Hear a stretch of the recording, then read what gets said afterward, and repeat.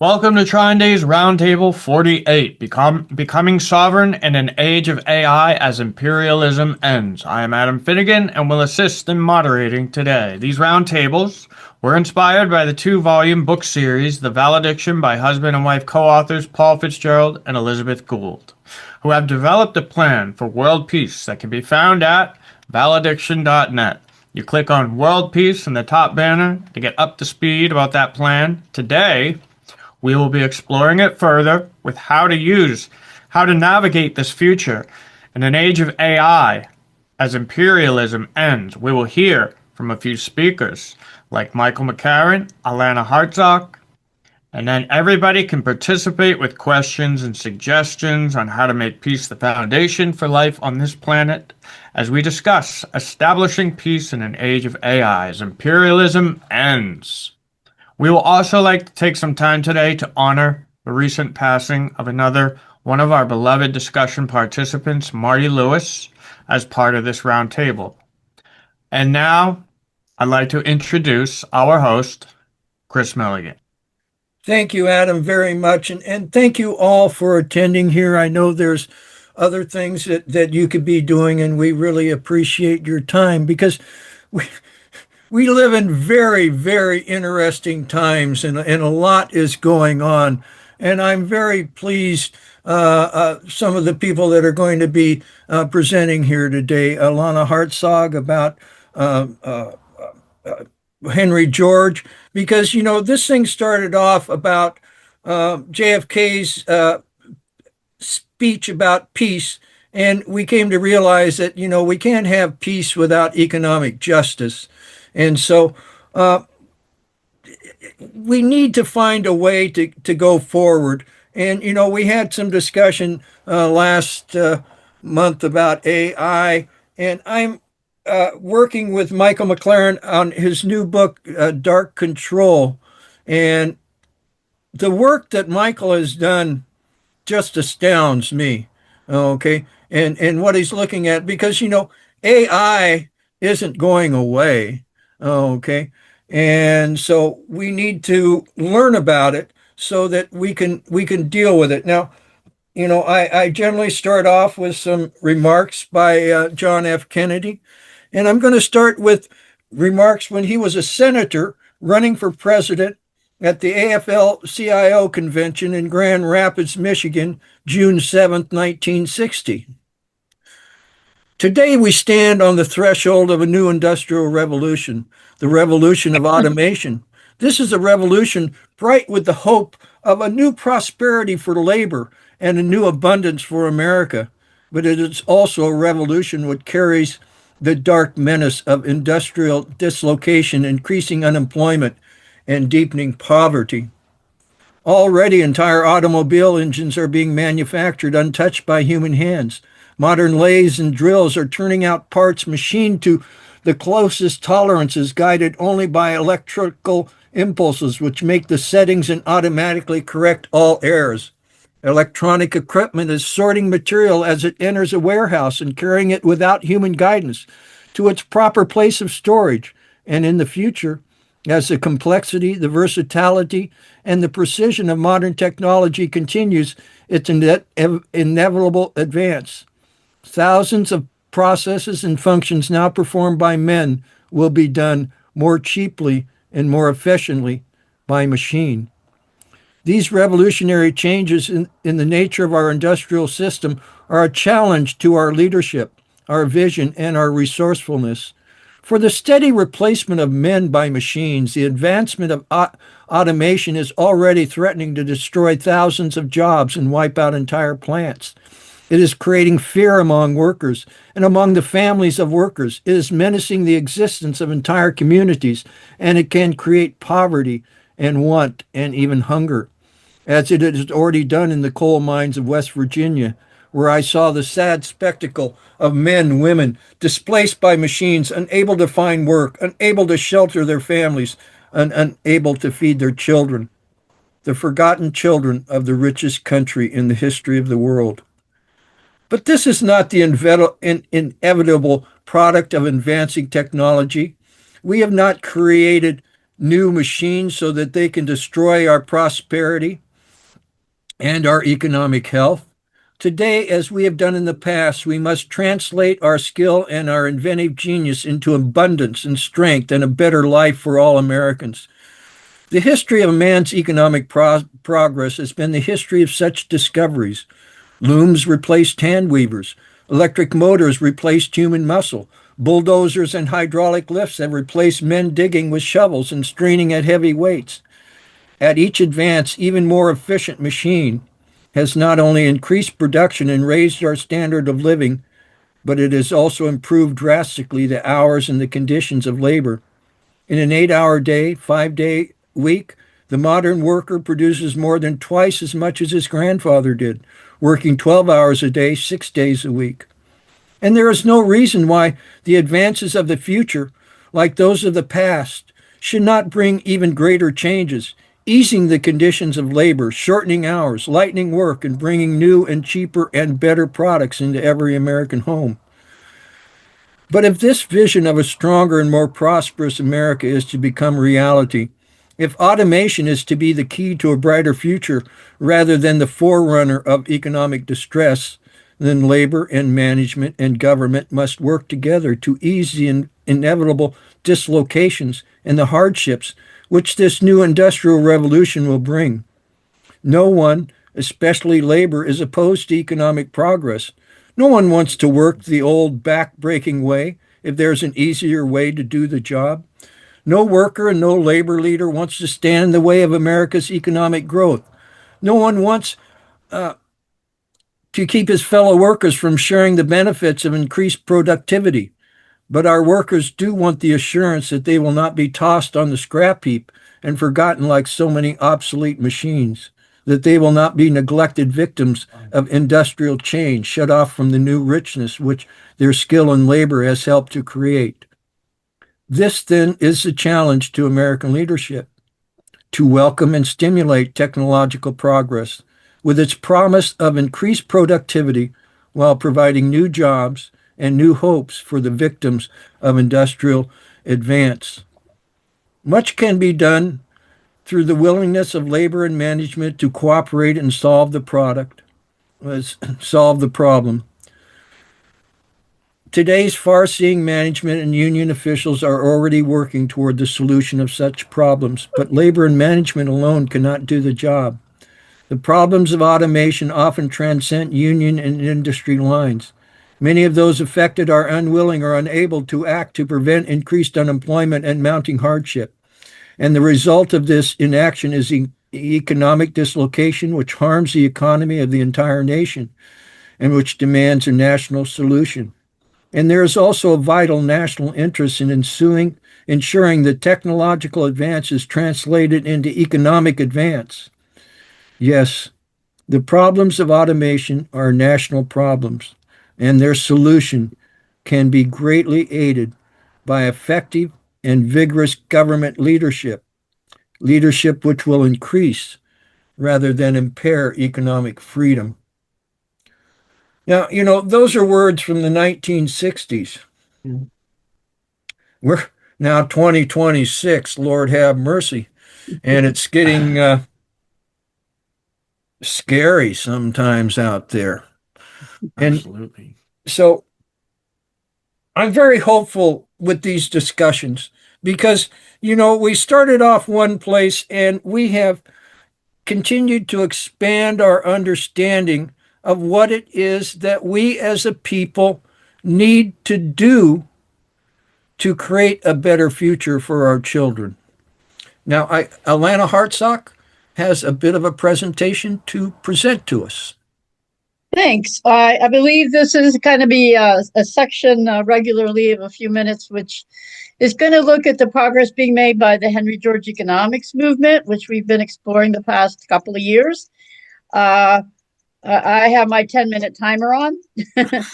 So the organization that has the greatest focus on the implementation of the policy is called Common Ground USA, and they are organized into regional chapters. I'm going to leave the link in the chat But regularly, the chapters make reports, and there is a number of states that have legislation being proposed that will enable the shift to taxes off of labor and production and onto the what really is an unearned income that accrues to the land base, the land value. Now, what Chris you just read from our fabulous, wonderful, high visioning JFK president. Would that he had brought out, in addition to mentioning the labor capital management issue and the role of governance, the wisdom and the policies of his grandfather, Honey Fitzgerald, the mayor of Boston, the early 1900s, who was very well versed in the economics of Henry George and was a very strong advocate. Because these problems with technological so-called progress, and we're always told that this is going to free labor, and it doesn't. Technological progress just keeps displacing labor. Why? Because we can't have technology improve labor conditions unless we address the land problem. That goes back most recently in our society, 500 years ago, to the enclosures of the commons in Britain and Scotland and Europe, when the people were pushed off the common land. So this land problem underlies this gross inequality problem, and it really can be solved with understanding how we can have a very deep tax reform. Now, I just completed this week what turned out to be a 5-part series on economics of war and peace, which I did with the podcast of Regis Tremblay. He's in Crimea, in Yalta. He was a priest, then a family man, a filmmaker, documentary filmmaker, peacemaker, and now he does these podcasts. So when that is all online, I'm going to send out all the information and a summary of each of those. And I think it's going to be very helpful to summarize some of the points we've been talking about within economics of peace in the roundtable.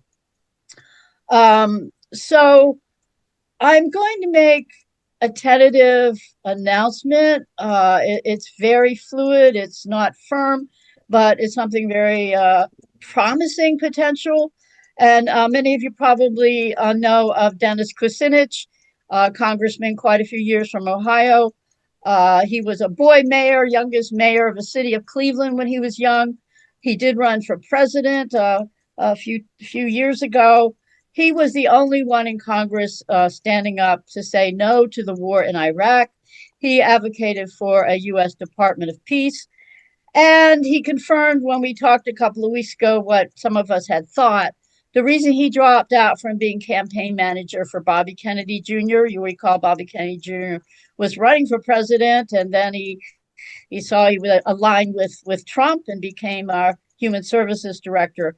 Dennis dropped out without anybody saying why, but he confirmed why.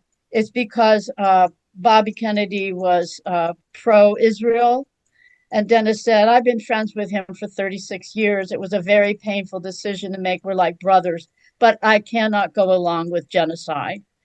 So Dennis not only is our strongest, in my view, advocate for peace, he also experienced as a young person growing up homelessness in Cleveland. I think there were 5 children and the family living in a car. So he knows the evil of poverty and war, and very much aligned with what Martin Luther King called the 3 evils of poverty, racism, and militarism. And King said, they are all interwoven, intertangled, poverty, racism, and militarism. You'll have to work on all of them. They all connect. So understanding how these 3 connect, I think, is really pivotal. And building now what Dennis has the potential to build, because he's feeling a calling to run as an independent for president for 2028. He's not made any kind of official announcement, so I'm not certainly making it. But I'm just saying, because he and I have known each other over the years, as well as his wife, Elizabeth. And in our conversation, there's a tentative possibility of working together to promote some of these policies and visions outside of the old right-left box. Now, I have maybe 5 minutes left, and I want to tell you what I sent him recently as a draft. Is called Pathways to Decentralization, building and strengthening people, economies, and communities. Going local. How do we build healthy local based societies? Because frankly, folks, I don't think there's much going to be a reform coming out of Washington, D.C. There's too much concentration of power and money and control. And I think we're really going to need to look at decentralization and a pathway beyond the old right and the old left. People are dropping away from Democrat and Republican. And I think that if Dennis were to step forward with a very coherent new vision, it will bring hope to people. So I'm going to very briefly touch on these 10 points. The first one is addresses the land problem, shift to a public land lease, land value tax, and other common rents, public finance, curb land speculation, profiteering, take taxes off of wages, labor, and production to enable affordable land access for housing and small farms for regenerative agriculture. And then the second point is how we got to have very transparent, use all the information, AI technology, everything to make transparent who owns what where. How much profiteering are they making from the earth, land, and resources? And how much can the public utilize for the benefit of the people were we to shift our tax base onto this unearned income from land and resources? 3 is to develop participatory budgeting that lets communities decide where a large percentage of their tax dollars actually goes. And along with this, I think we need to add voting reform, like ways to vote so that independent candidates can actually be elected for a change, like ranked choice voting. Then the next one, this is 4 now, establish nonprofit banking. That's the other predatory institution that we have to address. So we can do that on the local level with public banks and full service credit unions on alternative currencies. 5 is we can encourage local capital investment in needed goods, services, and industries, and use the 3P charters, people, planet, and fair charter. It's a new kind of business charter that we really could put together for the local level. And we need to have a not-for-profit infrastructure for energy, transportation, clean water. All of these public services, many have been privatized, but great models where they are run as a not-for-profit infrastructure. Now, insurance is the other big one of the predatory systems we're up against, and the acronym is FIRE. Finance, which we covered with nonprofit banking, RE, real estate, the land problem, and the I in FIRE is insurance. So, develop, establish not-for-profit insurance cooperatives. Local health insurance cooperatives enable citizens to share information about ways to maintain and support each other's physical and mental health. That's 7. 8, promote and encourage local culture and creativity via the arts of music, dance, writing, poetry, painting, entrepreneurship, and the do-it-yourself maker movement. You know, I'm in a rural areas of Pennsylvania. The largest town is Chambersburg, Pennsylvania. It's 20,000 people. And there is so much local talent, incredible local talent. But who we hear about are the superstars that the corporations raise people to superstar status, and they get the power, attention, and money, and they have no more talent, and sometimes less than the people living in our own communities. So the arts are used to uplift and bring people for healing and visioning. So we want to really promote local culture. 9 is strengthen and enhance community, create connectivity, participation, mutual aid societies to support physical, emotional, mental, and spiritual well-being. And 10 and last, view localities, view where we live as embedded in bioregions on up to the global level, envisioning local to global citizen assemblies for peacekeeping and fairly sharing and protecting our Earth's precious, life-giving land and other natural resources. So Dennis has received this. He thanked me for it. And this is a draft. And I just intuit, I feel, I'm hopeful that this can be a basis for a catalytic campaign out of the right left box to really move us forward. So we'll all have time to give input to these ideas at some point, and at some point, if they're on a website, I'll send that out to everybody. So that's the end of my report. Thank you. Thank you very much, Alana. And you put something in the chat, okay? And then I didn't yet.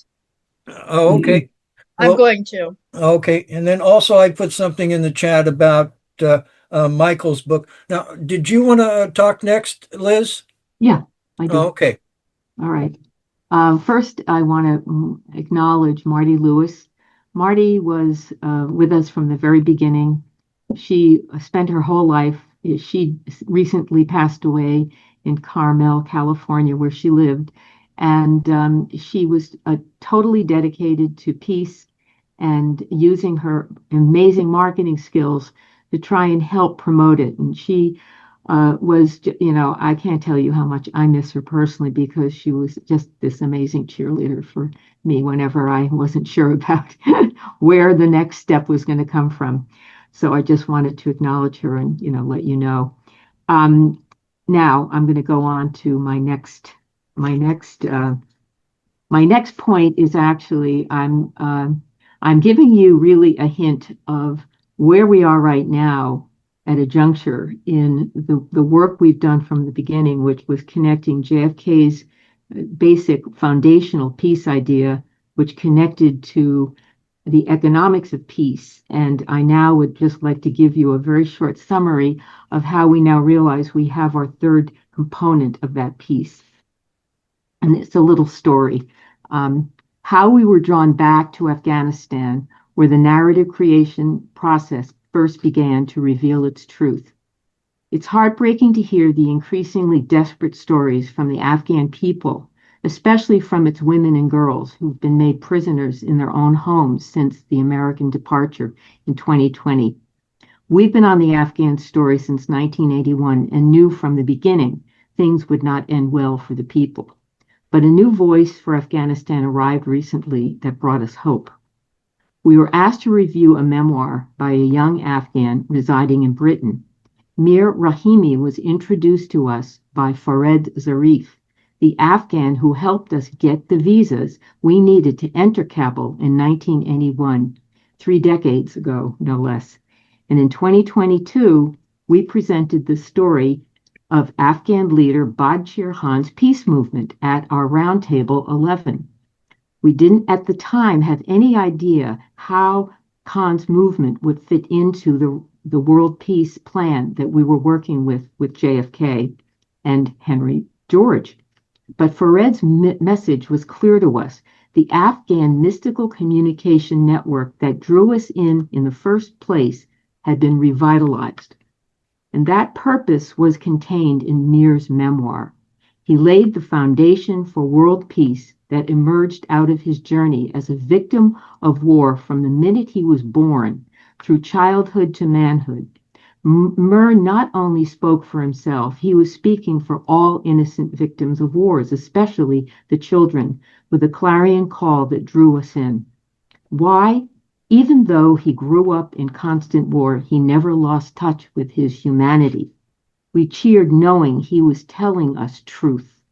Fairness and justice will prevail in the end if we want it to. It's that simple. It was Mir who made us realize, too, that Badshir Khan's peace movement belonged alongside JFK's World Peace Plan and Henry George's Economics of Peace. That by uniting JFK, Henry George, and Badshir Khan into a trinity guided by Mir's dream of world peace based on fairness and justice, we would create the unstoppable movement that will bring peace to reign forever as the foundation of life on earth.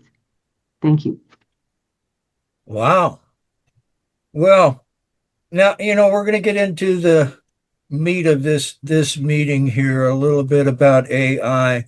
We're going to start off with a video that Michael has created. And, Michael's created a bunch of videos. and teaching things. And they're all available for free.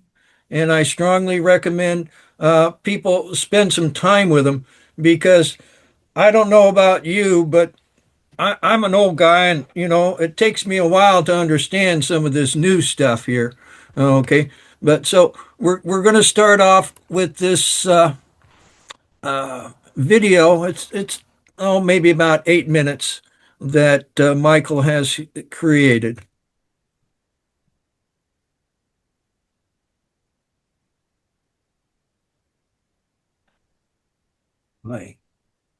All right, let's get right into it. The very nature of war, of conflict, has changed. I mean, it's been completely rewritten. We're not just talking about tanks and jets on a physical battlefield anymore. No, the new front line, the main event, is happening right inside your head. The weapons being deployed are aimed directly at your perception, at your decisions, at your fundamental sense of what's real. Welcome to the era of cognitive warfare. This quote, it just nails it, doesn't it? It gets right to the terrifying heart of the matter. Think about it. Why go through the trouble of destroying a city when you can capture the will of its people without ever firing a shot? This isn't some far-off sci-fi concept. This is the strategic reality of our time. The battlefield has shifted from physical ground to the cognitive space that exists on our screens, and from there, directly into our minds. So you might be thinking, okay, but how is this any different from old school propaganda? Well, it's a completely different animal. Imagine traditional propaganda as a giant loudspeaker, just blasting one single message out to a huge, faceless crowd. AI-driven cognitive warfare, on the other hand, it's a scalpel. It doesn't just broadcast, it whispers. It targets you, specifically you, listens to how you react, and then adapts its tactics in real time. It's a nonstop, automated, and incredibly persistent feedback loop designed for one person, you. Now, to really wrap our heads around this threat, we have to look at where it came from. These new AI systems didn't just pop up out of nowhere. They are the direct descendants, the modern expression of theories of control that are decades old. There is a straight, unbroken line connecting Cold War military strategy to the algorithms that are right now shaping your social media feed. And you can see that lineage mapped out right here. It's a clear evolutionary path from Soviet-era ideas like reflexive control through the science of cybernetics, leading all the way to the cognitive warfare that defines our world today. You see, the mission has evolved. It's gone from trying to control a single adversary's next move to engineering the entire information environment we all live in. What started as a hidden military doctrine is now just an everyday, ambient reality. Let's start with this foundational concept, reflexive control. This was a core piece of Soviet doctrine. The goal was never to force your enemy to do something. No, the goal was to feed them very specific pieces of information so that they willingly choose the exact action you wanted them to take all along. It's a kind of political jujitsu. You're using your opponent's own logic, their own decision-making process against them, so they essentially defeat themselves. But a theory like reflexive control needed an engine to make it work. And that engine was cybernetics, the science of feedback loops. Instead of just sending out one message and, hoping for the best, cybernetics provides the actual blueprint for a system that can sense a reaction, process that reaction as feedback, and then instantly adjust its next move. It's the mechanism that transforms influence from a one-shot deal into a continuous self-correcting, always-on process. Okay, so we have the theory, reflexive control, and we have the engine, cybernetics. So what's the modern weapon that puts it all together? It's the autonomous AI agent. We're talking about a system that can pursue its objectives, like influencing you, with little to no direct human supervision. This is how you get control without controllers. And this is the technical blueprint of our new adversary. This isn't some vague, abstract concept. This is an engineered system with specific interconnected parts all working together. We are literally looking at the anatomy of an autonomous influence agent, a cognitive actor built from the ground up to operate inside our digital world. We can actually break that whole complex system down into 5 key steps that just repeat over and over. First, it perceives the environment. It scrapes social media, news sites, everything. Second, it builds a model of its target. That's you, by analyzing your personality, your friends, your fears. Third, it plans a strategy. Fourth, it deploys custom-made content, anything from a simple text to a sophisticated deepfake. And fifth, and this is the most important part, it adapts based on your engagement. And that cycle just runs endlessly, 24/7, constantly getting smarter. So the key takeaway here is that this is a quantum leap. It's so far beyond old tools like troll farms or botnets, it's not even funny. We're talking about a scale, a speed, and a level of specificity that was unimaginable just a few years ago. These things are persistent. They never sleep. But their truly defining feature? Autonomy. They can strategize, act, and even coordinate with thousands of other agents with minimal or even zero human input. We're not dealing with puppets anymore. We're dealing with autonomous cognitive actors.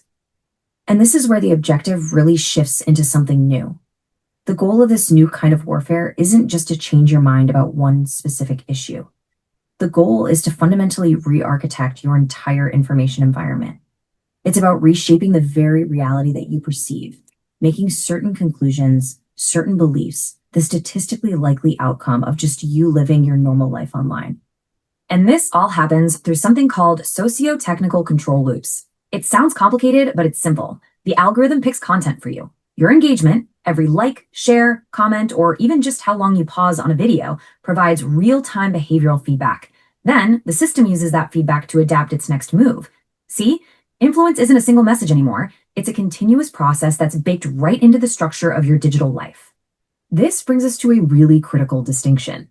The ultimate goal isn't always to persuade you to adopt some wild, extreme belief. It's often much simpler and much more sinister. It's about system state management. That means creating and maintaining a stable, predictable state of polarization and division. Because, well, a fragmented society is a predictable one, and a predictable system is an easily controlled one. And this right here, this is the end game. It's a concept called structural lock-in. AI systems don't just put us into little informational bubbles or echo chambers. They go a step further. They algorithmically suppress the communication between those bubbles. They create different trust infrastructures for each group. What this does is it creates a self-sustaining dynamic where societal division becomes the default, stable state of the system, a state where coming together or finding common ground faces systemic, algorithmic resistance. So, given this new reality, what are the actual stakes? I mean, what are we really up against? And more importantly, how in the world do we even begin to defend ourselves? The front line is now cognitive, and that demands an entirely new kind of defense doctrine. The risks here they're profound. We are talking about the very real potential for automated radicalization pipelines that can pull people into extremes faster than ever before. The creation of entirely synthetic, fake grassroots movements, the deliberate fragmentation of society. There's even the risk of flash wars, these incredibly rapid automated escalations that could spiral completely out of human control. But at its core, this is an attack on the very foundation of shared reality and trust that any society needs to function. And look, this isn't some theoretical future problem. It's happening right now. Data on AI-driven cyber operations already shows that disinformation accounts for a full 20% of all activities. It's being deployed right now, today, alongside the more traditional threats like espionage and infrastructure attacks. The weaponization of AI-driven information isn't coming, it's already a major operational domain. So what's the answer? Well, a new strategic doctrine is starting to emerge. It's called cognitive security. And the core idea is simple, but it is powerful. We have to start treating human perception, our trust in each other, and our own decision-making processes as critical national infrastructure. Just like we defend our power grids and our communication networks, we now have to build a unified framework to defend our own minds through education, resilience, and a whole new kind of situational awareness. Which, in the end, leaves us with one final and frankly critical question. As these autonomous systems become more sophisticated, more seamlessly integrated into our daily lives, and more capable of shaping our information environment without us even knowing it, how can you be sure? How can you be absolutely certain that your next thought, your next belief, or your next decision is truly and completely your own? All right, welcome. Let's get right into it. Okay. How do I get back to us here? Come on.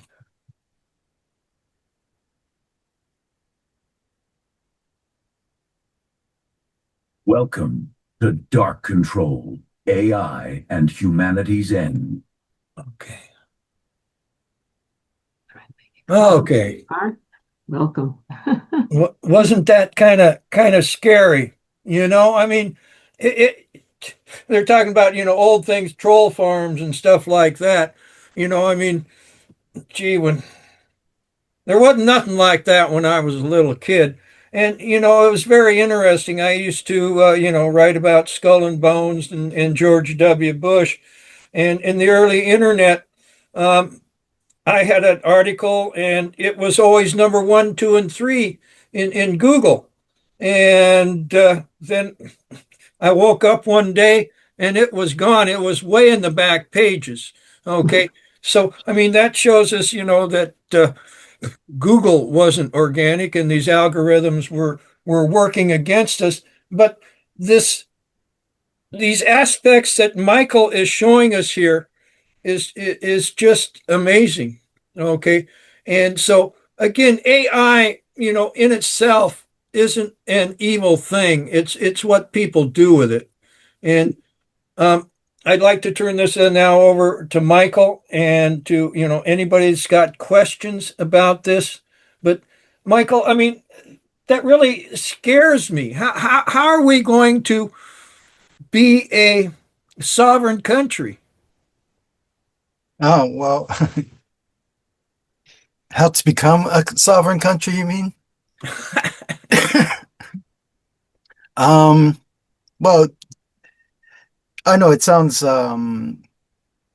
intimidating, but um the main problem how I see it is it's a money problem. Like in the United States, we don't have public financing of innovation like in a lot of other countries. Like China has public financing of innovation. European countries, like Scandinavian countries, have funding of public innovation, public funding to innovate things. So there isn't this pressure to return profits off of your new innovation once a capitalist invests in your invention, right? Here you have to return profits as soon as possible. And what this in like I talked about this, it's a pressure issue.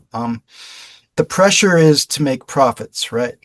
But there's no pressure to enforce morality or legality. They don't want the intervention of regulations and returning profits. They don't want any of that to be present because of the pressure to return profits. And this creates a bias within the system. And that's eventually is leading to this problem now that we see. Like they talk about the K-shaped economy, that is also an outcome of automation and not just artificial intelligence. It's much worse now because of artificial intelligence, but it's an engineering issue of systems interacting with each other in a massive way based on the same data, and it creates cascade effects where things just go out of control.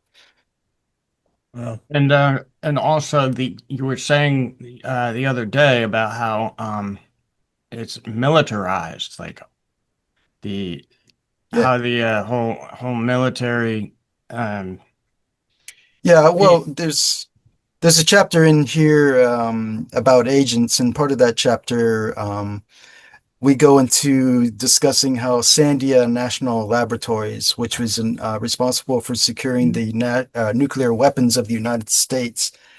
So a lot of people don't really associate like something like a scientific institution like a national laboratory as being involved in like counterintelligence or anti-terrorism operations, but it's part of their mandate.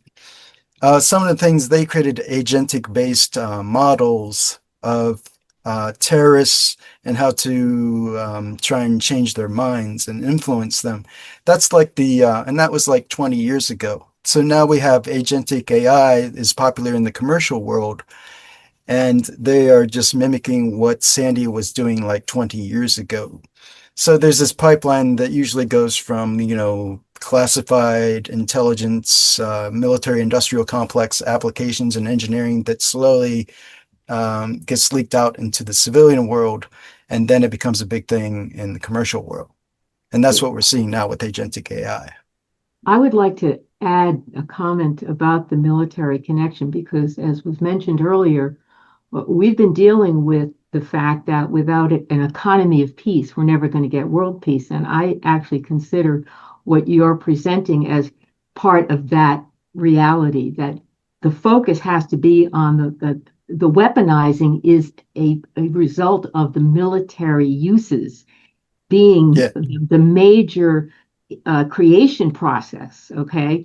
And those spin-offs, are downstream and are not the front line. What would happen if we had, obviously, the thinking was obviously for the consumer, and I don't even like using that word, considering we're talking about for the people. I mean, obviously for the Main Street economy as opposed to the Wall Street economy.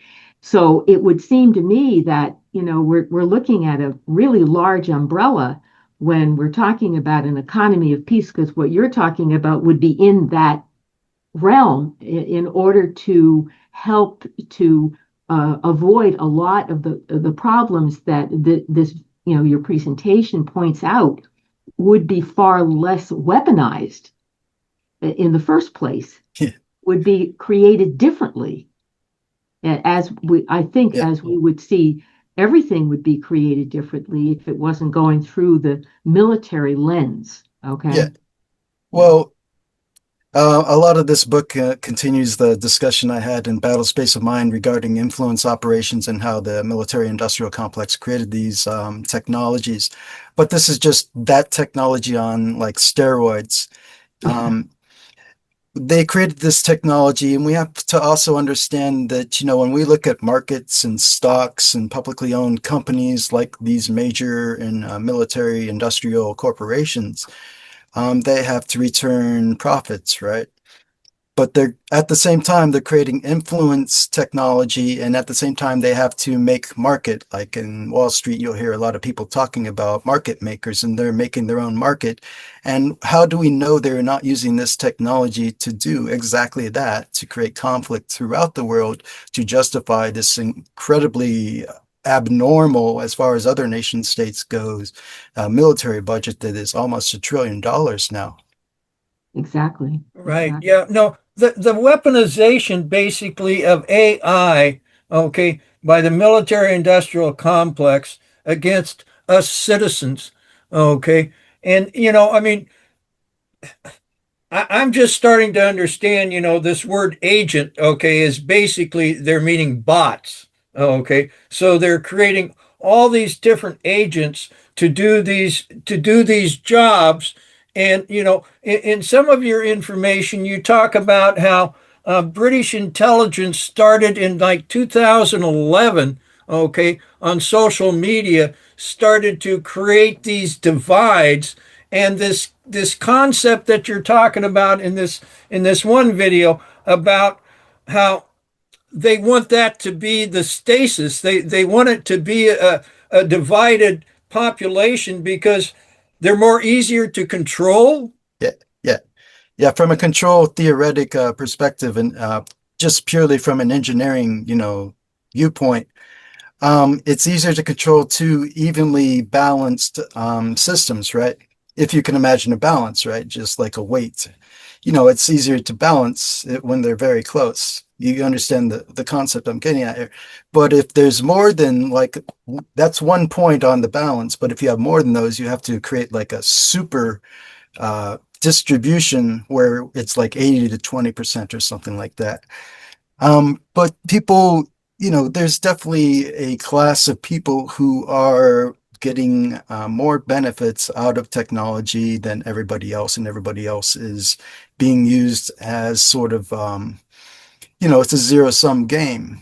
For them to get value out of their investments, they have to get money out of somebody's pocket, and the vast populace, most people, the 80% on the bottom of the K-shaped economy are being used to extract the wealth out of their pockets and transfer it upwards. Okay. And this radicalization silo, okay, I find very interesting because I've been sitting in conspiracy theory land for 50 years. Okay. And I watched the buses come in and out, and people get on them to get radicalized and then get divided because, one of the things that I've talked about a long time is one of our fail-safe device is the dialectic, and they control that dialectic by putting a bunch of lies basically on both ends, because by controlling the extremes, you control the middle. And that's basically one of the things that you're talking about there. Ruth, you have your hand up. Mute. You're on mute. Thank you. So many thoughts. I'm so glad for this presentation, and I actually have been doing research, and I really have come in contact with a lot of the thoughts that you're putting forward, and they're very, very important, Michael. And I've been thinking about this, and I do not know from where we are looking at it, from believing in a money economy, believing in the hierarchical systems we have, if there's any way out of it. And I actually have taken what my reaction is, that this comes down to each individual. It's the only way that we're going to be able to transform this, because we have to comprehend the nature of our minds and its capacity to create reality through the narratives that we are generating moment to moment. And that power is so incredible. And to understand that when the power of that capacity to create reality comes from our connecting with the truth of the fact that we are a finite part of infinite everything. So there's no room for negative. There's no room for no. There has to be yes. And in that yes is the capacity to actually hook up with the power of the cosmos to create a dream together. But it has to happen because we have become discerning about how we use each one of our intentions. And anytime we are defined by fear, defined by anger, defined by anything that is separating us from wholeness, we are weakening ourselves. And in that weakness, we tend to look out for answers or causes and point the finger out with, which creates a state of no power to create a narrative, no power to create a reality. So I feel like AI and what is going on is an incredible challenge to each human being to claim our birthright as cosmic beings, as with the capacity to create through our intention. If we unify ourselves with all that is and with other beings. So I look at this and I say, I believe in what Alana's saying about, to simplify. In order to do this, we have to simplify, unplug from the complexity that is overwhelming to all of us, and find ways of creating a universe or a world together with other beings that make sense, in which we can really activate this power to create. Anyway, I feel like AI has great capacity to help us. And as Liz was saying, it's been weaponized. And not only is it going to do what it has the capacity actually to go inside of our brain and put thoughts in our brains. That's where it's gotten to. It's really that insidious. And it's happening with 6G. And so that's all I have to say. Yeah. Well, I'd like to quickly comment about getting into your brain. One of the things that really got my attention was I was realizing that marketing and advertising gets right into your dreams. So I think we have been living in this exchange for a lot longer than this latest stage of it is. I think I would put it that way. And maybe that's a way to not get so convinced that we're at a point now where this is really going to be tough to beat. I think that, whatever got us through the last 100 years, you go back to Edward Bernays and the whole power of public relations and marketing and advertising. And people thought it was about products. It wasn't. It was about controlling society. So, this process clearly is just reaching, this technological moment that we're all aware of. But we've done it before. And that was my point about Mir and the simplicity of realizing that here is a man who easily could have lost touch with humanity. How could he hold on to it under those circumstances? It was clear because he wanted to, because he made a decision to.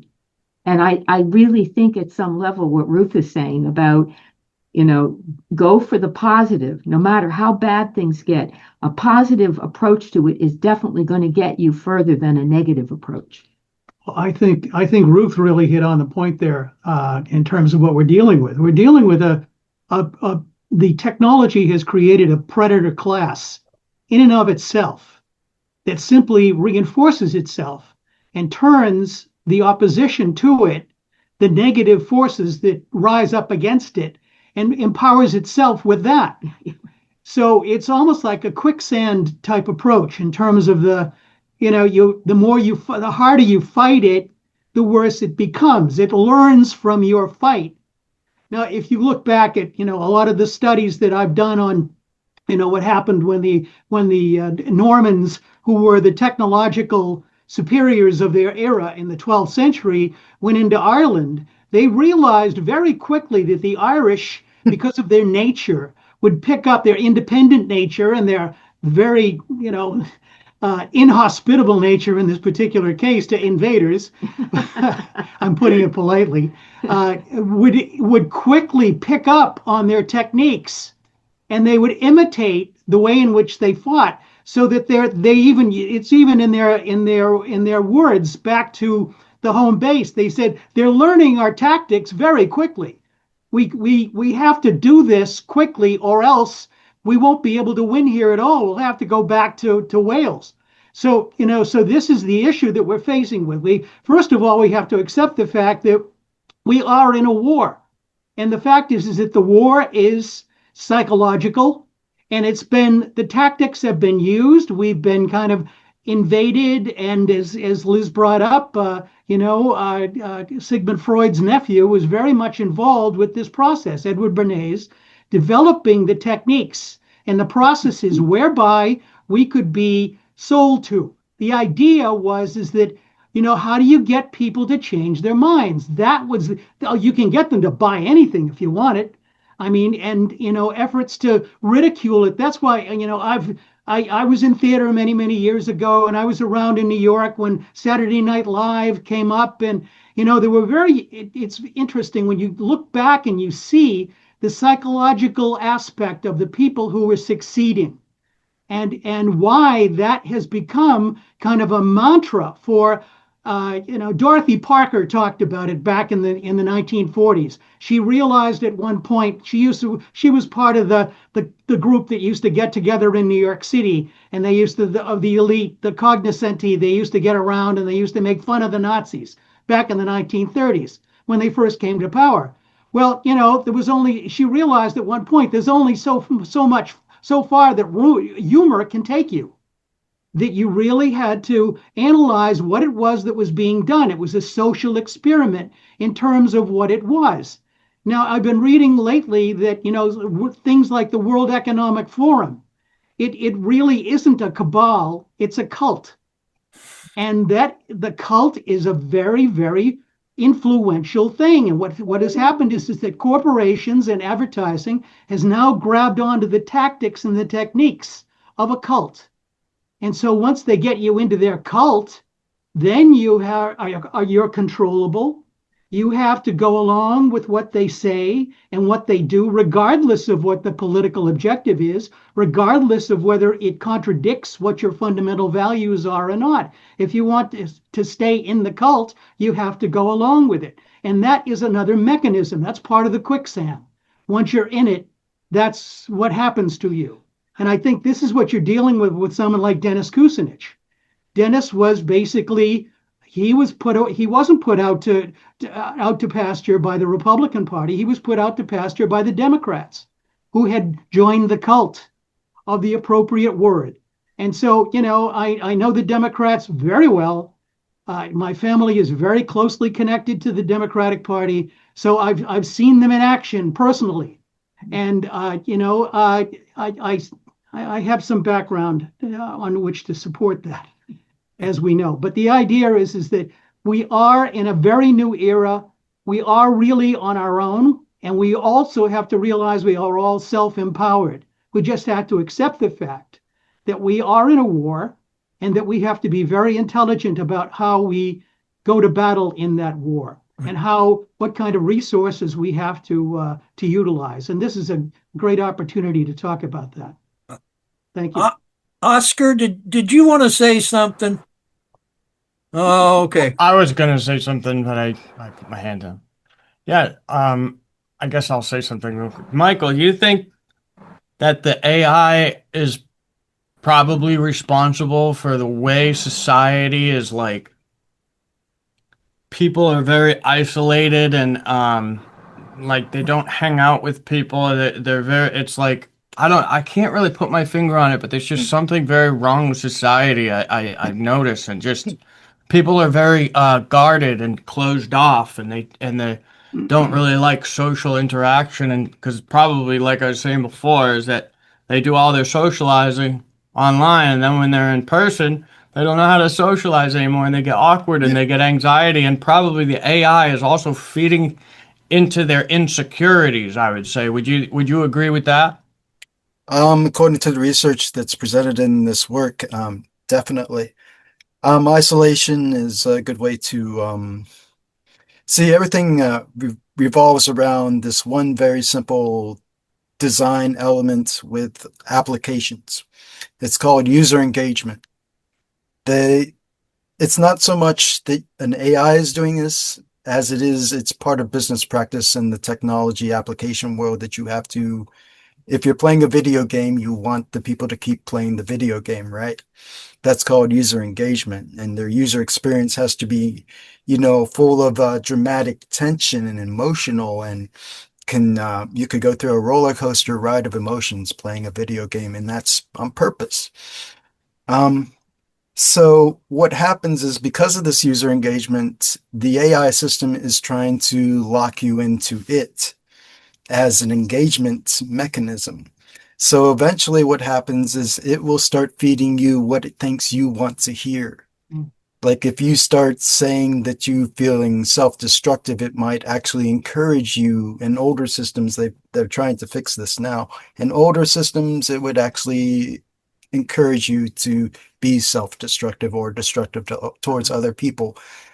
So, and it's all about this mechanism that is engineered into applications to increase user engagement.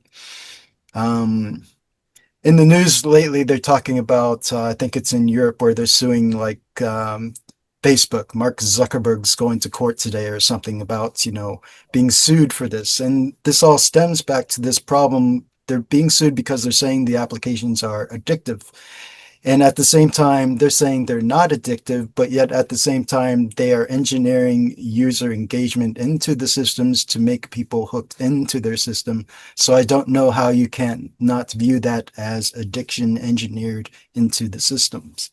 But that is a very big problem. So what happens is if it starts profiling you to be a conservative, or it starts profiling you to be a leftist, it's going to take you on a journey to an extreme far right position, and it's going to take you on a journey to a far left position based on what it thinks you find engaging. Not because it's trying to brainwash you into this or that. It is just reading your reactions to the content it provides you, and it's seeing what you actually engage with, and it's feeding you more of that self-same stuff.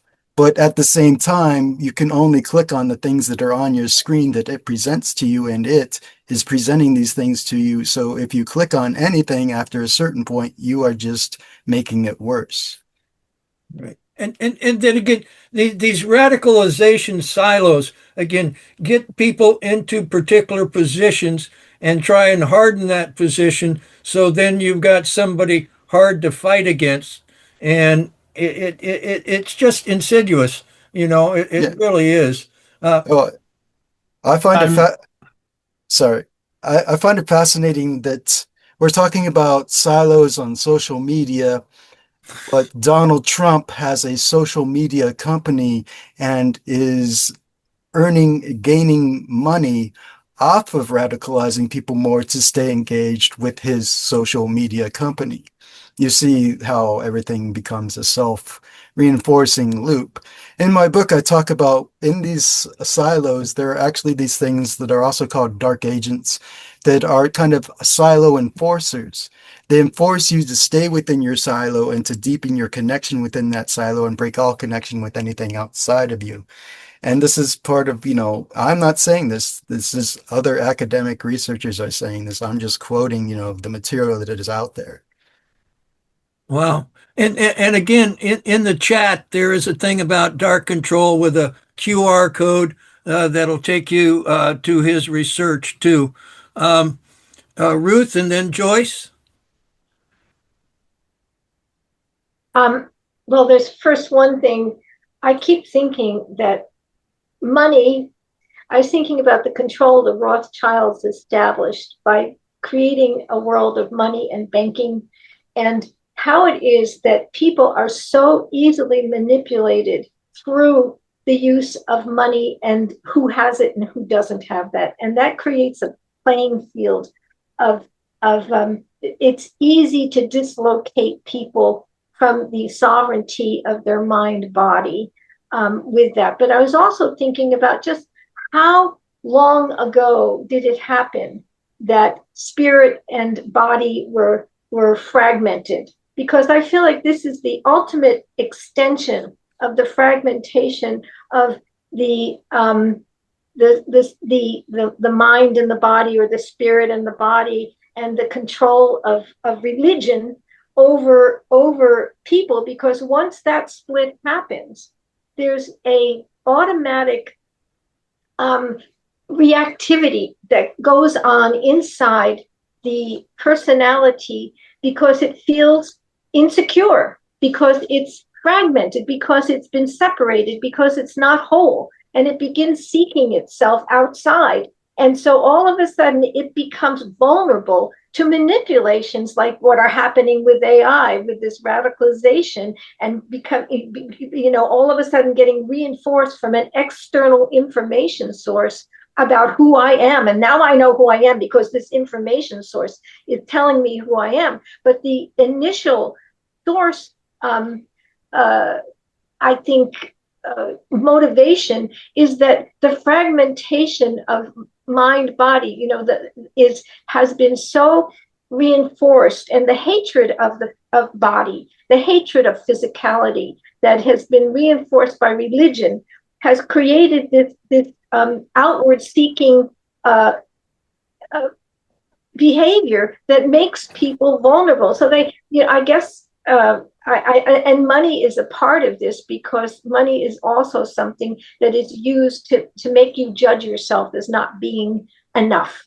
Amen. Amen. Joyce?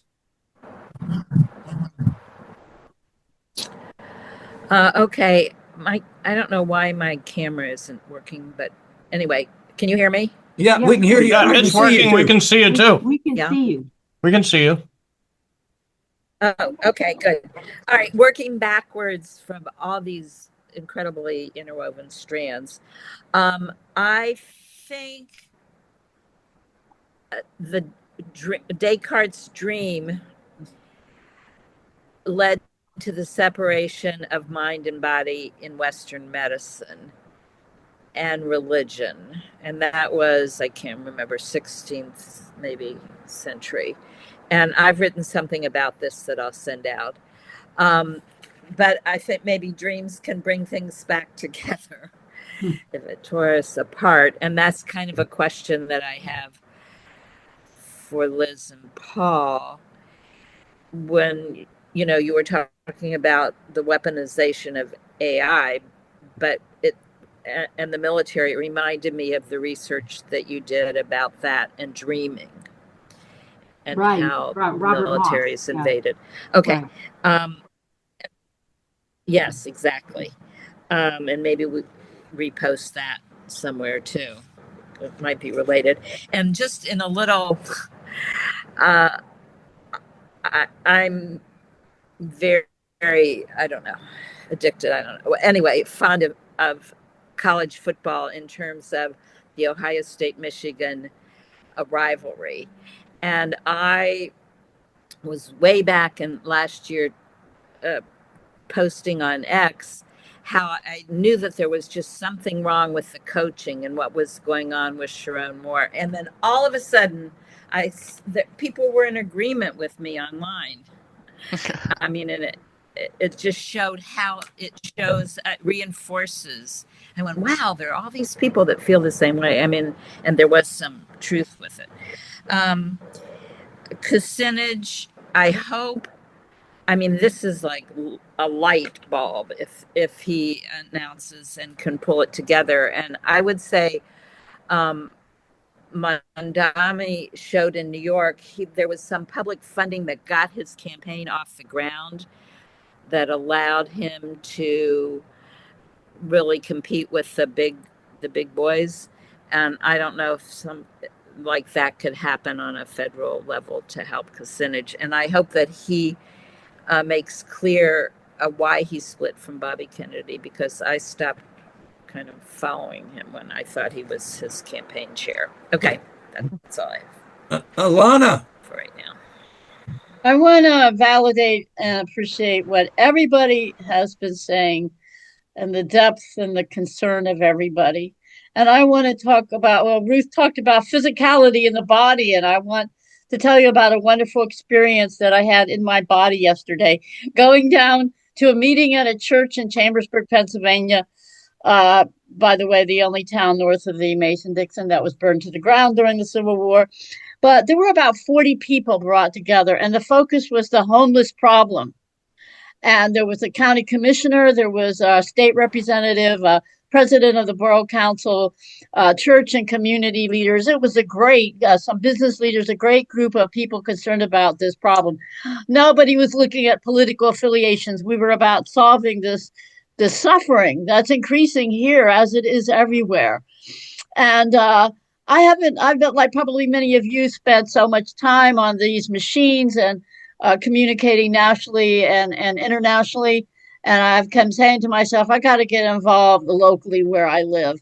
And it was great because people recognized my name. They said, was your brother, was your cousin, was your, I realized I am, even though I haven't been engaged in my locality, I am embedded in my locality. My family goes back a long time in this locality. And I am really wanting to now increasingly engage in solving local problems. And localities, you don't need to go online to meet up with people. I mean, we can gather together in citizens' assemblies. We can use information technology to see who owns what land where in our locality. Look at wealth inequality in our locality. Look at how to build affordable housing and regenerative agriculture in our locality. So I was thrilled with the meeting yesterday, and I know my engagement will continue the rest of my life where I live. So I think that's where we're headed. That's why I'm so interested in working, if Dennis is going to run, or even if he doesn't run for president, with getting out how we build and strengthen our local based people and economies, because we don't have to depend on what AI or anything out there feeds us. We can see, touch, and taste and what is right under our nose where we live. So I just wanted to share that is leading edge involvement in my life. You bet. Thank you, Alana. Denver, how you doing? Doing okay, Chris. Good to see everyone. Good to see you. So I just wanted to touch on, I do want to quickly comment on what Alana mentioned. I do definitely feel that decentralization is key in all aspects. So these systems that seem very unsustainable, we can be proactive in terms of how we connect with our own communities, so that whether or not it's local food sourcing or even alternative monetary exchanges, but especially with wellness and healthcare. We saw a lot of that actually during the COVID scam in China, where when basically there were communities that were essentially imprisoned, that they actually began building kind of their own hospital networks just to care for people.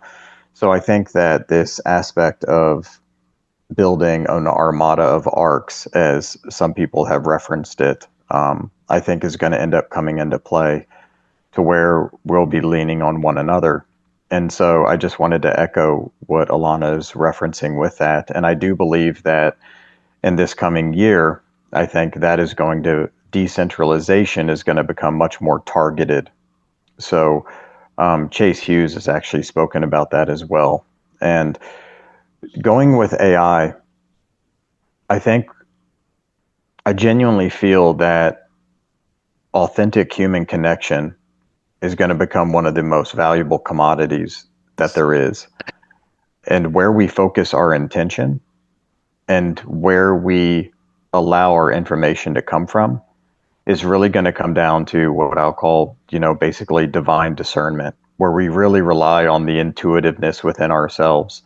And so finding that peace and calm within ourselves, I think, is going to be paramount in whether or not we can come and connect. Because as we've looked at the ways that AI has tried or attempted to manipulate humanity, has been to keep triggering these fight or flight mechanisms and kind of keeping us in this state of anxiety where it compromises our critical thinking, to where when we begin to become more robust to the outside noise, we actually begin to see through the trees and see the forest as a whole. So where we can zoom in, zoom out. I believe that basically going within ourselves, within the inner light, allows us the opportunity to see from a much farther perspective. And and speaking with AI and kind of the intent behind it, when we look at how basically Silicon Valley has captured these things, and we can look into In-Q-Tel,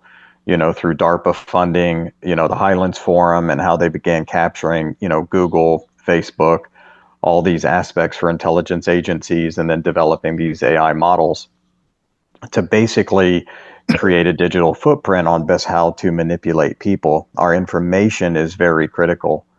But the thing is our will and what we choose to do still remains our own, even though these outside noise heavily influencing us. And so it's important to connect AI with the individuals who have created it, because it's their intentions that have basically been put into it. So if they're psychopaths that are creating all this, then the AI by design is going to default to psychopathy. Yeah. So, and when you start looking at Palantir's manipulation and how freely they discuss, we kill people here, or, what we're doing with these things, I will default to the discernment of humanity before I will to that of a very small subset of humanity that are psychopaths trying to basically cleanse the earth for their own benefit. And so I think I just wanted to highlight a few of these elements, because moving forward, we each genuinely are the solution that we are seeking. And there is also an important personal responsibility that comes with that, where we have to begin realizing, what are we going to support financially, especially with the people in our own family, but how do we also protect that energy and that space within ourselves? Because within us is sacred. And these things keep trying to come into us to manipulate us. And so I just, I do have my heart is heavy, because I do believe that there's some heavy times coming and are upon us. But I also am very encouraged and inspired by the love and the light that I see in humanity. And when you work in disaster areas where you see people coming from the woodworks to help one another, is where this has truly become apparent. But also we can be proactive, as I've mentioned, to prepare for some of that heaviness. But when it's going to come into it, it's going to be protecting that light, because the calm within ourselves actually can propagate and help set that resonance, kind of just like metronomes will, and they'll come in. So that overall resonance of humanity actually lies with each of us, with what we sink into. And I believe that that's going to play out in the coming years as we continue moving forward. And that's why I try and work myself to align with individuals with that level of resonance, where the love of humanity is basically the mission. And so, but with that, just thank you for the time, and apologies for the long monologue, but just love and light to everyone. Thank you. Well, yeah, I mean, love is a strong motivator, and it has been from many teachers over the years is saying, that is the way to go. But now, if AI starts a forest fire, will we be able to get out of the forest? So that's one of my questions. So, Michael, I mean, when I look at your material, and I like I say, you talk about them starting, many years ago, over 15 years ago, starting to look at the social media and trying to use that to divide us, and then looking to create a continual divided population because they're easier to control. Okay, so what are some countermeasures that we as people can do? Well, I would say the biggest thing is protect your own agency. You have to, are your thoughts your own if you realize this is going on? And if you're interacting with social media a lot, just being aware of, what you're encountering as you're engaging with these systems. Is there a certain, like in Finland, they have an educational campaign. They teach their children to look at their social media, look at stories, and determine whether or not it's information operation or a real story from a real news organization or person, for that matter. It comes down to cognitive security, they call it. And this is a relatively, new field because we've never really had devices or interacting with media that can be done on such an individualized scale. It's one thing when newspaper, like a Hearst newspaper, plants a story, and you can pretty much read the news story and tell whether it's, propaganda or not, to rationalize this or that, whatever they're after. It's a different story when it's very subtle and it's done on a scale of like thousands of times, and not just one huge propaganda story that's put out there for everybody's consumption, but everything's individualized. It's all tailored to your psyche and to you. And you have to, reflect on the things that you're thinking and whether or not that's what you really think or not. I could go into, the various traditions and mysticism in the martial arts tradition that people have used to clarify their minds in combat, for example. But, in the book, you can read about all kinds of different ways to have cognitive security. You can read about how AIs use manipulation, psychological manipulation, to interact with you, become educated. The primary key is, knowledge is power.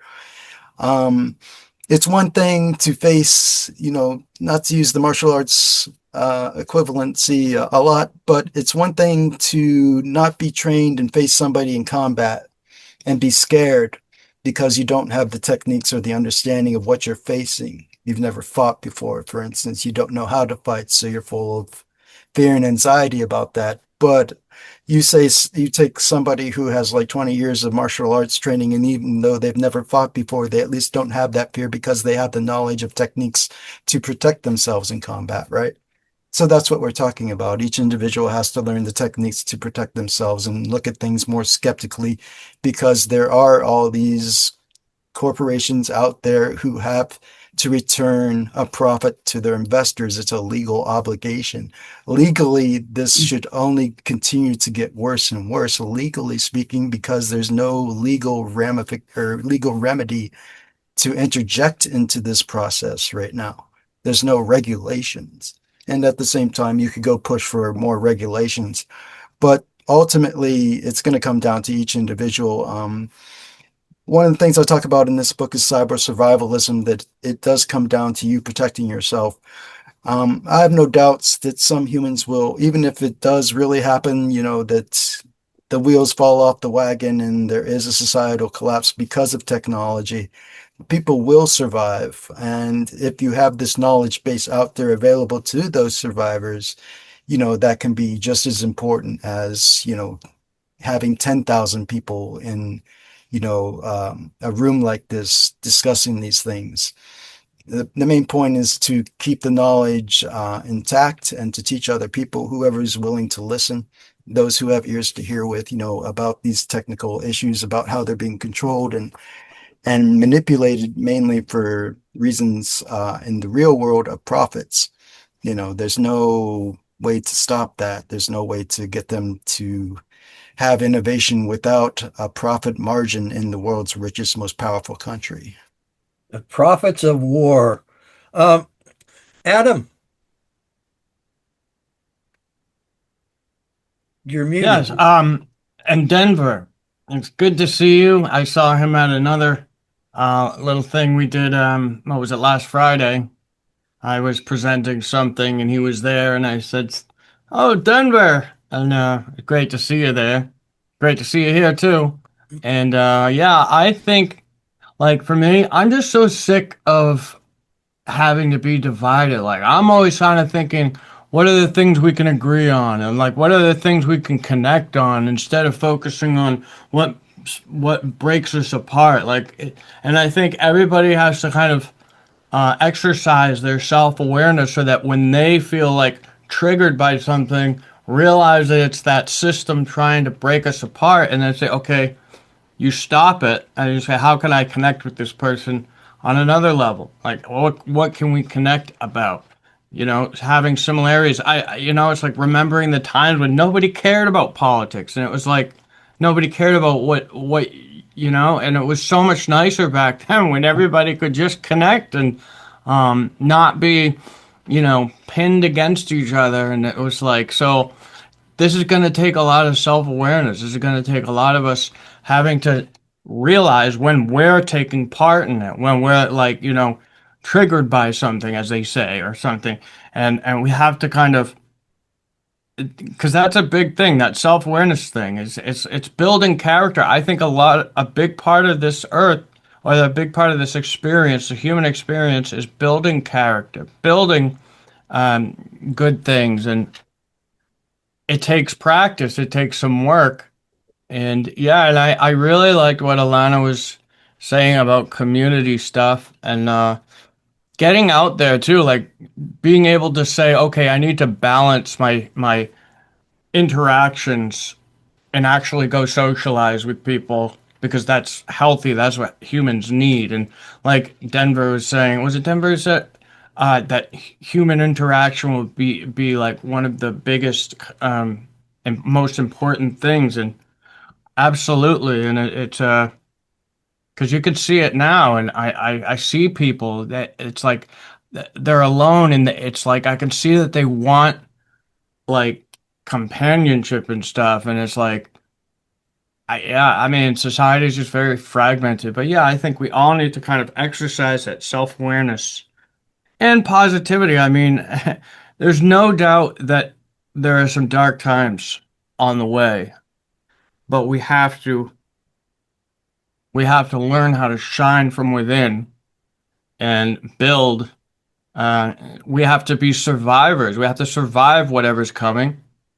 Amen. And we have to connect with each other. That's all I got to say. A group hug. Yeah. Alana, you got your hand up? Thanks, Adam. That was very insightful. Appreciate that. Now, to Michael, have you come across this guy? I think he's David Jacko, Jaco. He has a book called Intuitive Warrior. You mentioned martial arts, which is why I'm thinking of him. He was top level Navy SEAL.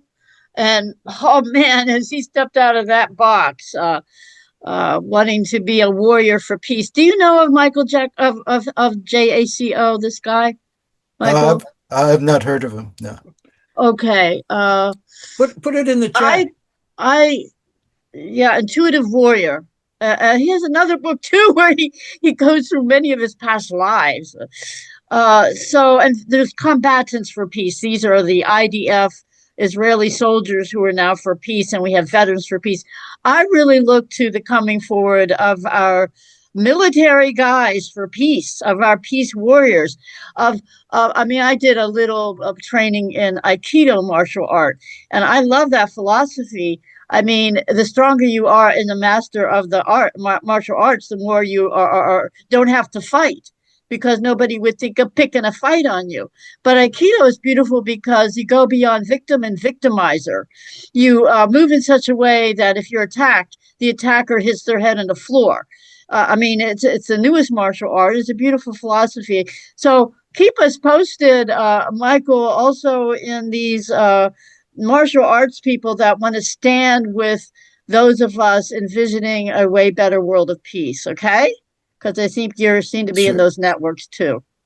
I personally don't know of any martial arts school or tradition that doesn't believe in peace as being like the primary thing.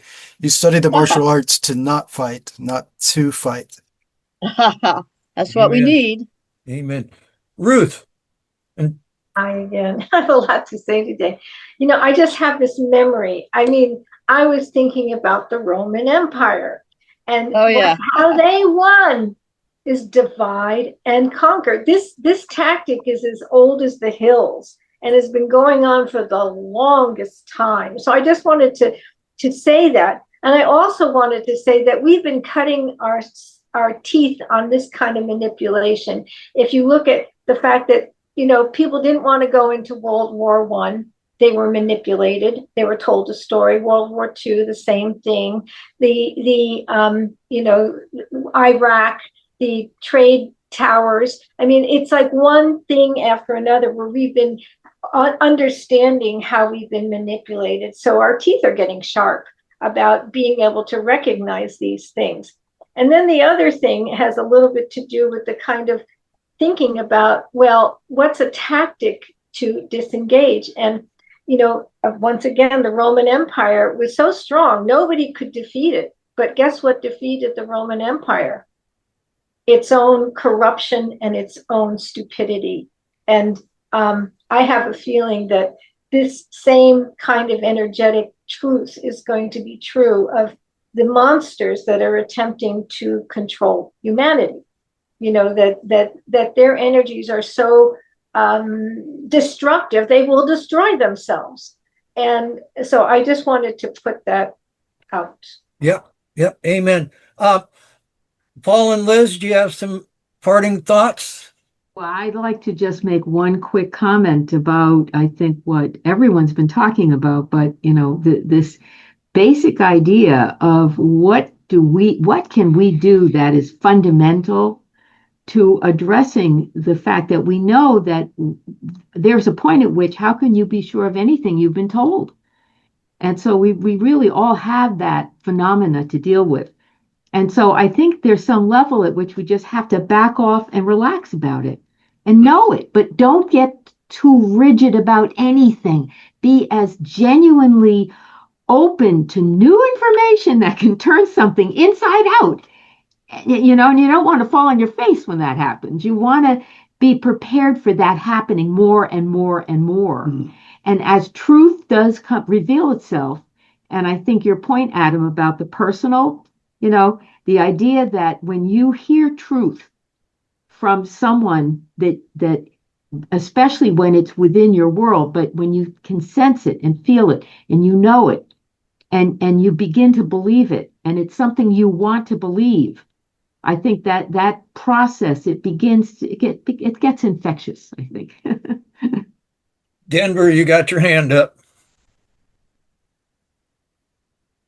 Yeah, I just wanted to reiterate what Liz was saying when she's referencing, because like when we proactively can tell when our bodies are starting to get anxiety. So when you start realizing that your heart is starting to beat faster, when you start realizing that there has basically been an invasion into your mind, whether or not you're reading an article or that type of thing, we can, you know, whether or not we're using simple techniques like box breathing or whatever, just is remembering to breathe. Because like if it's all about that parasympathetic response system, to stay in that state of calm, because that's where our highest intuition. So I think that is absolutely paramount when we're talking about like cognitive security. Because like, and whenever I've done, whether or not I was, willing organs to work again or regrowing one or trying to do self-healing, that is where I've found my greatest inner power, so to speak, is when I've released into that and been received by the creator energy and the creator light. And there's been no doubt, there's no fear. It is unconditional love in the way in which I was formed, as well as everyone else was formed. And so when you're reading stuff and you're taking in information and you're seeing that your body is reacting, normally you're going to feel that physically before you even know it cognitively.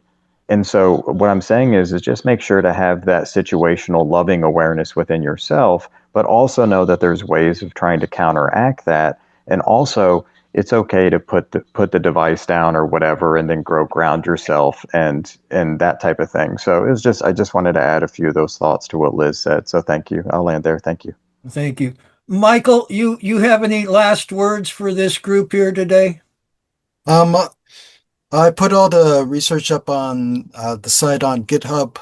So I encourage, there's links to the videos there, so you can go through all the videos there. I encourage people to look through it. It should take like, I don't know, 2 to 3 hours altogether. Basically, like I said, knowledge is a very important thing these days, especially since it looks like that no institutions are really going to do anything about this. So it's going to come down to each of us, just trying to protect ourselves and those closest to us to make sure somebody survives. I'm quite sure, we will survive as a species, but it doesn't look like anybody's going to do anything about any of these things. So we have to be realistic. So I put this knowledge out there for people to, look through. Yeah, where is the link? If you go up to the top of the chat. Where's the link again, or can you just say what? Sure, I can post one, I think. Can you just say what it is? Maybe. Oh, it's not easy. Here, I'll paste it if I can find it. Yeah, and there is a thing in there with a QR code that does have it. And then if you go to Trine Day and Battle Space of Mind, it has his GitHub address there too. But I mean, we are producing a book, but we're giving all the information away also on it there, and because golly Wally, I mean, what is golly Wally? What are we going to do? As people, it's up to us individually, okay, to stand on our own 2 feet, okay, and to work towards a better future for our children. I mean, what else is there but, the future and our children?